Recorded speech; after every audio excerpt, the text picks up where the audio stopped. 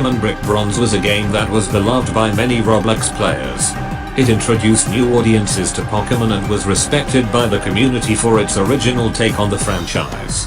However, the game was unfortunately terminated since it was a fan-made, monetized Pokémon game that the Pokémon Company didn't officially license. While the game no longer exists, it still left behind a phenomenal legacy, and the developers would later go on to create a new, original game called Lumion Legacy, which, if you've been around my channel for a while, know what that is. Previously, I've covered what would happen if certain Lumion Legacy characters were charged for their crimes, and, as voted by you guys, we will today be applying this concept to another familiar franchise. I'm tbradm, and today, we'll be finding out what would happen if Pokémon Brick Bronze villains were sentenced for their crimes. Let's dive right in. In case you didn't see the first video, there will be some quick ground rules for the sentencing. First off, we will be using a combination of Hawaii and US laws because Roria was depicted as a group of islands in Brick Bronze. Second, we will only be including the most significant members of Team Eclipse since they are the most relevant to the story. For example, we'll include Professor Cypress and the admins, but not any grunts. Finally, as a disclaimer, this video is made for entertainment purposes only and is meant to represent a hypothetical court case rather than a professional one. I'm not an expert in criminology, so I can't be sure that what I'm including is 100% accurate. With our briefing out of the way, the Roria court is now in session. Our first villain on trial is Eclipse member Linda, the first antagonist you meet in Brick Bronze. Originally sent by Cypress to assist the player, she instead steals your necklace and flees to Gale Forest. Assuming the necklace is expensive since it's part of a portal, Linda trying to steal it is classified as attempted grand larceny, or stealing something that is either worth more than $950, a firearm or car, or was immediately stolen from someone. Out of these criteria, 2 of the 3 apply. When confronted by the player, she reveals that she's working for Team Eclipse, which counts as aiding and abetting since she's working for criminals. After losing to the player in a Pokémon battle, she returns the necklace and flees once more. Despite being the first antagonist, Linda has only 2 crimes under her belt, which grants her a sentence of 15 years in prison. Considering how harsh the next sentences will be, Linda should be lucky she got off easier than her accomplices. Next on the chopping block is Eclipse admin Harry, who immediately has substantially more crimes than Linda. Though it happened off screen, we learn from an NPC that Harry and his team of grunts stole the red orb and Brimagem, which counts as both grand larceny, like with the necklace, and second-degree robbery. Since the robbery doesn't fall under any of these requirements, it's second-degree rather than first. He then uses the red orb to control and manipulate Groudon, which is obviously animal abuse, since Groudon also could have killed the player and the grunts in the volcano. Harry will also be charged with reckless endangerment. Later, he also kidnaps Jake along with the rest of Team Eclipse, which counts as child abduction and aiding and abetting. Also, everything we've just discussed counts as terrorism because it uses both violence and intimidation for ideological purposes. Terrorism alone is easily enough to get Harry our first death penalty, along with a $25,000 fine for the robbery. If you noticed, I said the first death penalty, meaning there are more of them to come. To make things more interesting, we'll also have a unique form of execution for each death penalty. In this case, we'll have him either executed by Groudon or dropped in lava in the volcano. Third on the docket is Eclipse admin Gabe, who actually has a very similar record as Harry. He raids Roscoe City and holds all of the residents captive. Since I don't know how many people live in Roscoe, I'll only be charging them for 2 cases of false imprisonment, 1 for gym leader Quentin and 1 for everyone else. He later robs Tess' grandfather for the blue orb, which counts as second-degree robbery and attempted grand larceny like with a red orb. He also has one of his grunts attack him to obtain the orb, which is assault and battery by proxy. After being defeated by the player in a Pokémon battle, he throws the orb into the ocean, which not only counts as littering, but also probably the most petty crime in this video. The orb is then revealed to have awakened Kyogre, which he then tries to catch in control. Like Harry with Groudon, this counts as both reckless endangerment and animal abuse. Finally, he will be charged with aiding and abetting, terrorism, and child abduction, also for the same reasons as Harry. Since Gabe's record is so similar to Harry's, it should be no surprise that he also gets the death penalty, along with a $29,000 fine for the robbery, assault and battery, and littering. Obviously, he will be executed by Kyogre's signature move, Origin Pulse, and be blasted away like how he did in his initial defeat. Eclipse admin Tyler is next in line, who fun fact is based on the creator of another Roblox game called Super Bomb Survival named Polar Hex. Obviously, we'll only be talking about the fictional version in this sentencing. We first encounter Tyler when Cypress kidnaps Jake.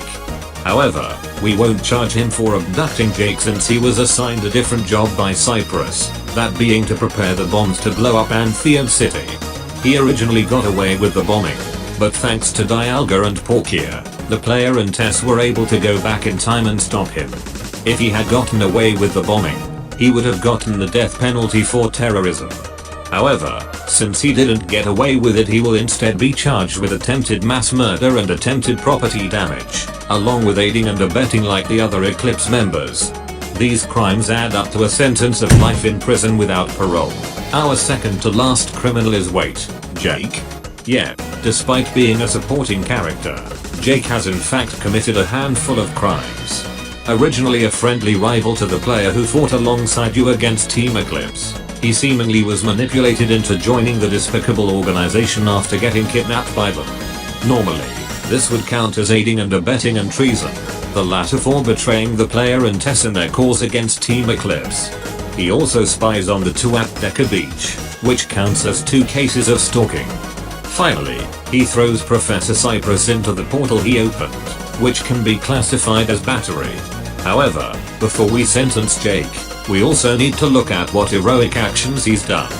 As mentioned earlier, he's fought against Team Eclipse alongside the player multiple times, and in the game's climax, sacrifices himself to save Tess from a flying crate. This causes him to get knocked into the portal that we know leads to the Lumion Legacy universe. Also, shortly after Jake is knocked into the portal, we learn from a man named Looker, who is also an official Pokémon character and an officer of the International Police, that Jake is a double agent who is working undercover alongside him in the battle against Team Eclipse. This reveals that Jake was working with law enforcement for a greater cause and that he was never loyal to Team Eclipse in the first place, which, along with all of the other heroic deeds he's done, is enough of a justification for him to be pardoned for all of his crimes. Jake has more than earned the removal of his criminal record, and we'll all be looking forward to where his heroism will take him in Lumion Legacy. But before we sentence our last criminal, I want to remind everyone to drop a like and subscribe to the channel if you haven't already. I have some fantastic video ideas I'd like to show you guys in 2024 that I'm sure you'll like. Now, back to the video. Finally, we've made it to the moment you've all been waiting for. The final villain we'll be sentencing today is none other than the main antagonist of Team Eclipse himself, Professor Cypress.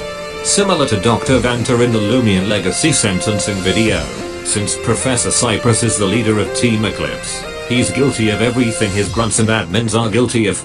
Also similar to the last video, we'll simply be listing everything for the sake of convenience. Professor Cypress will be charged with 2 cases of child abduction for abducting both Jake and Tess, 2 cases of kidnapping for abducting the player's parents at the beginning of the game, conspiracy for talking about his plans to capture and control Hooper, 3 cases of animal abuse for trying to control Groudon, Kyogre, and Hooper, 3 cases of attempted grand larceny for trying to steal the necklace, Red, and Blue Orbs, 2 cases of second-degree robbery for robbing Brimber and Roscoe cities, 2 cases of reckless endangerment for summoning Groudon and Kyogre, attempted mass murder and attempted property damage for trying to blow up Anthean City, 2 cases of false imprisonment for holding Roscoe hostage, assault and battery by proxy for having a grunt attack Tess grandfather for the blow orb, littering for throwing said orb in the ocean, and terrorism for everything we've just discussed.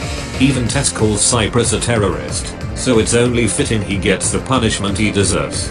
Considering 2 of his admins had this punishment, Cypress unsurprisingly gets the final death penalty for the video, along with a $304,000 fine for corruption. the robberies, assault and battery, and littering.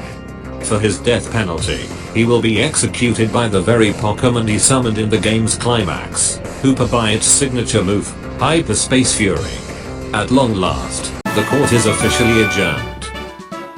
Before the video ends though, I'd like to thank you guys for the success on my YouTube channel during 2023.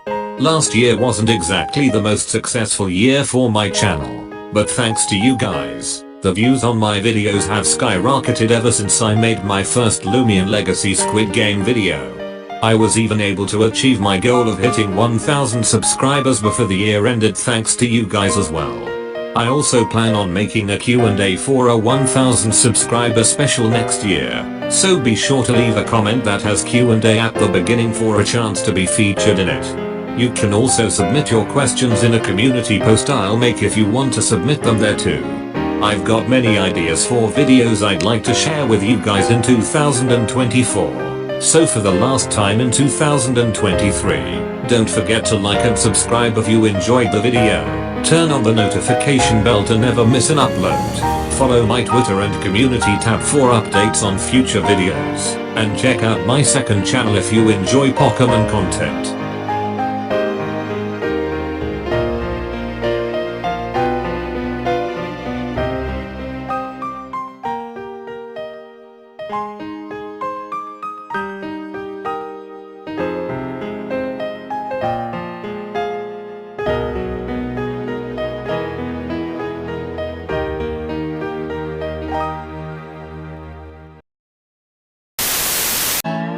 That's all, folks.